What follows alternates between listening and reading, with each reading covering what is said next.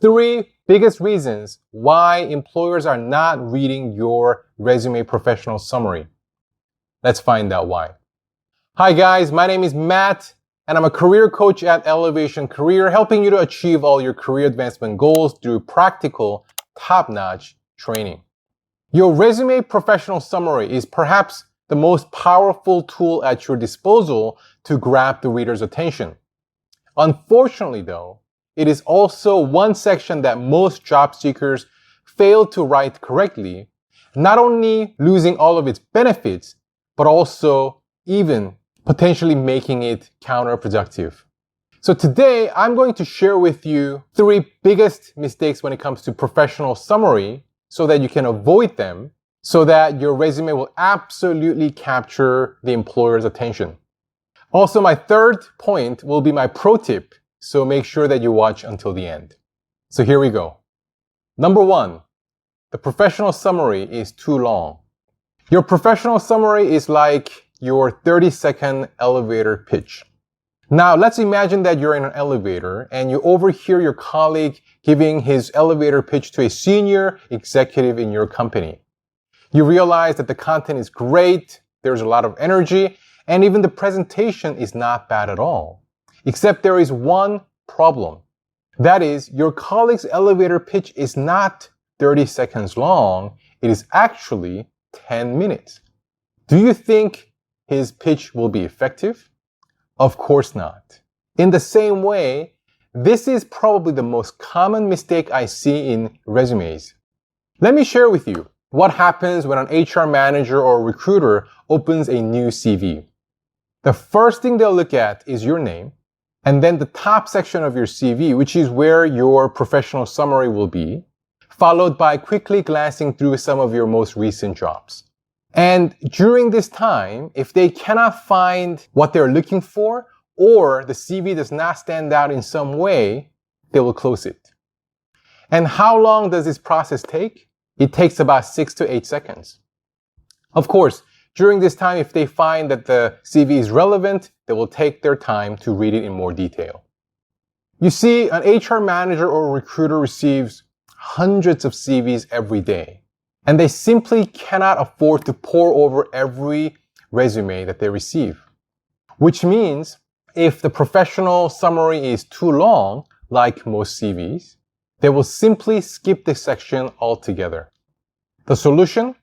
Keep your professional summary section short. It should be at max 3 to 4 sentences, ideally just 3. Anything longer than this runs the risk of being completely ignored.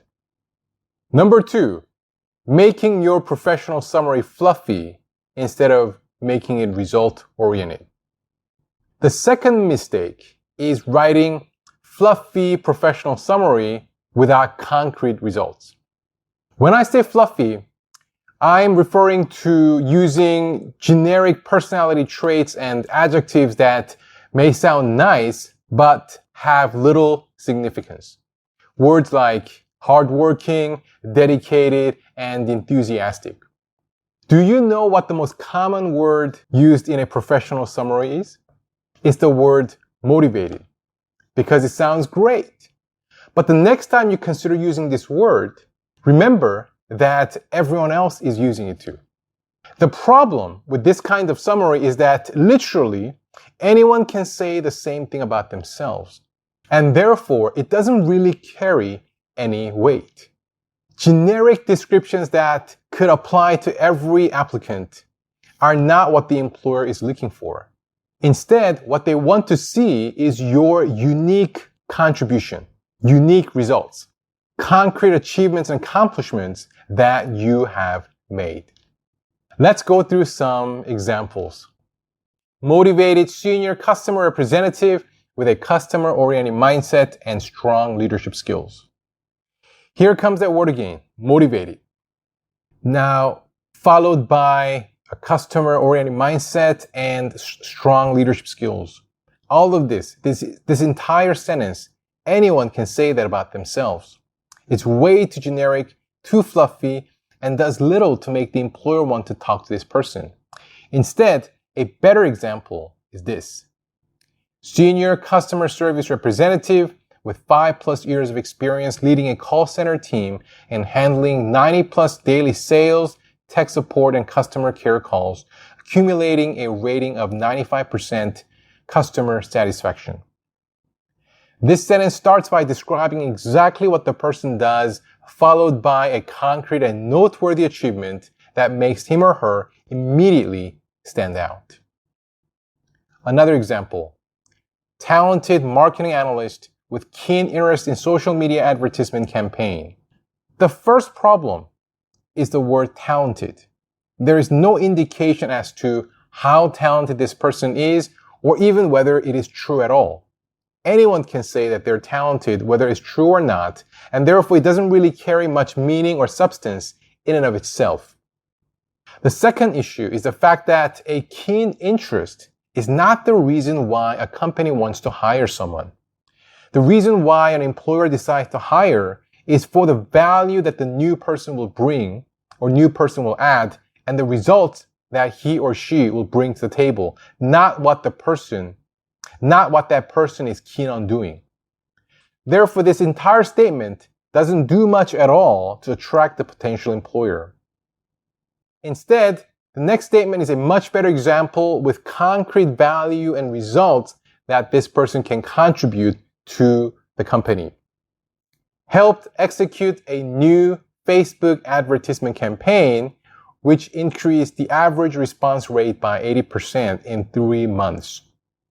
Again, this sentence shows exactly what this person has done, the specific accomplishment, and what he or she can do in the new firm. Let's look at one last example.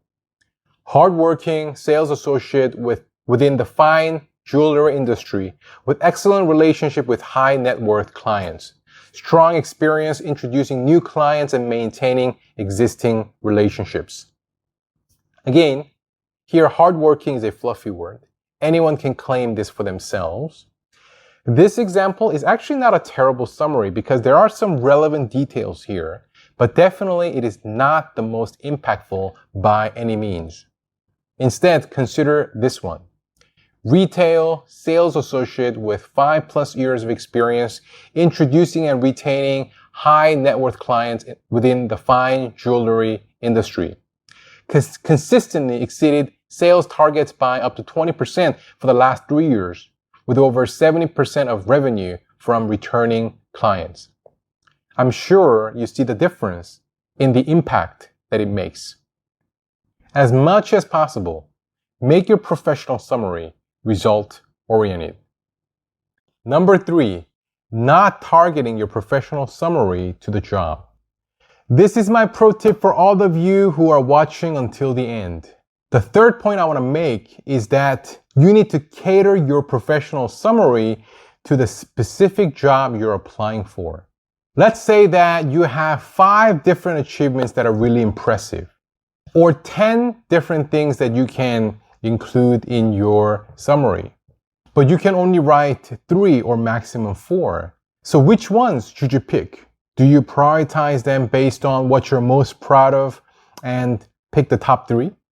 That would be the right approach if you are the person deciding who will be interviewed. Unfortunately, we are not the decision makers. It is the employer who decides. So ultimately, it doesn't matter as much what we consider to be the most impressive achievements, right? What matters the most is what will impress and interest the employer at the end of the day. But you may ask, how do we know what the employer is looking for? Well, I'm glad you asked. The answer is in the job description. Normally, a JD contains a short summary, responsibilities, and requirements. And what you want to do is to first make sure that you understand the JD and choose your achievements and results and experience that are most relevant and applicable to what the JD says. And that is how you target your summary to the specific position and company. For example, let's say that you are a program manager and you have several experiences and accomplishments that you can mention. Perhaps you can talk about the number of people you managed, the the size of the budget that you handled, the distributed nature of your program, how you worked with various different parties. Perhaps you turned around a failing project, and perhaps your expertise is in moving an organization from waterfall to a more agile culture. Perhaps you have experience in a number of different industries. Which ones should you choose? Well, it depends. It depends on the particular role and the company in question. If you were applying to a large-scale program management position, all your achievements and experience about big budget, managing large teams would be an advantage. But if the particular position was with a smaller company, mentioning the same experience may actually make the employer feel that you may not understand their smaller environment. If an achievement that you are personally most proud of happens to be with an industry that is vastly different from the companies that you are applying for, it may or may not be the best choice for that particular application. Do you know what I mean? The ultimate test to determine what is the most compelling and attention-capturing content is how pertinent it is to the specific job and employer. What most people do is to have one version of their CV and send it to all the jobs that they apply to. Sometimes you will get lucky, sometimes you will not. But it'll never be as productive as when you target it to each position. If you want to truly stand out and get more results, you should at least rewrite the professional summary for each of the applications that you make to make sure that you grab the employer's attention and pique their interest, leading to more results. To summarize, the best practices for your resume summary, if you want more results, are: number 1, keep it short, 3 to 4 sentences max. Number 2, make it results oriented. And number 3, target it to the specific job and company. If you start doing this consistently, more and more employers will start noticing your resume summary, resulting in that many more initial contacts and first interviews. I hope you found this video helpful. If yes, please click the like button below, and I'll be back with more helpful contents to elevate your job search. Until then, elevate your life by elevating your career. See you soon.